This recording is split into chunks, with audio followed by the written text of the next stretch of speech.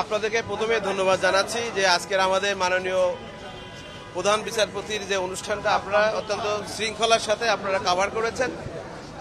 আমি ধন্যবাদ জানাচ্ছি সকল আমাদের কর্মকর্তাকে যারা আমার সাথে স্যারের সাথে ছিলেন, এবং আপনারা দেখেছেন যে এখানে 7 জনের মতো ফরেন ডেলিগেট আসছে, ইনক্লুডিং দি ইউএনডিপি চিফ আর আপনার UK high commissioner, right?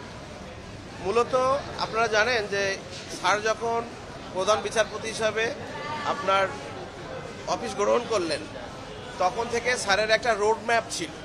Road ম্যাপের অংশ হিসাবে স্যার কয়েকটা কাজ করেছেন, বিভিন্ন দেশীয় আন্তর্জাতিক সেমিনার করেছেন, এবং 7টা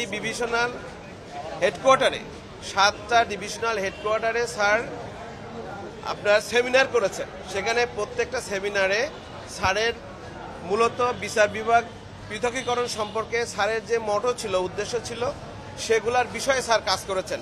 এক্ষেত্রে আমাদের যারা ডেভেলপমেন্ট পার্টনার আছে, দেশীয় এবং আন্তর্জাতিক, সকলকে সবসময় কাছে রেখে স্যার এই প্রোগ্রামগুলো করেছেন।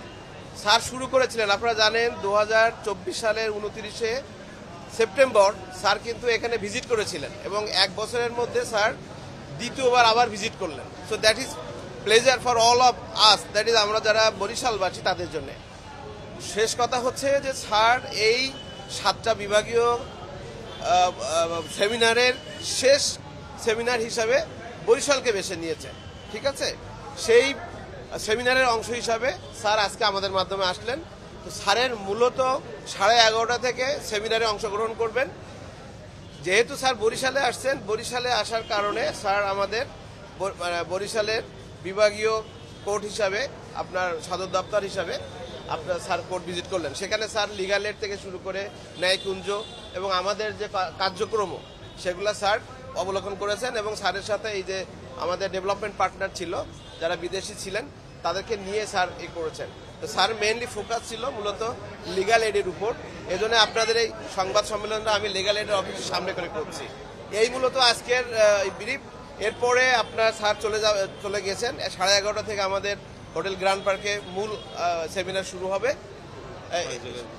সেখানে আমাদের আরো যে 5টা আউটলাইন ডিস্ট্রিক্ট আছে বরিশাল ছাড়া, সেখানে ওই মোট 6 ডিস্ট্রিক্টের আমরা 60 জন বিচারক সেখানে উপস্থিত থাকবো, এবং আরো যারা বারের মেম্বার রয়েছেন কয়েকজন ইনভাইটেড, এবং আরো যে বিদেশিরা আসলে সবাই ছিল। তো এই মূলত আজকের, আর তেমন কিছু আপনাদেরকে আমি বলার নেই বলে আমার মনে হচ্ছে।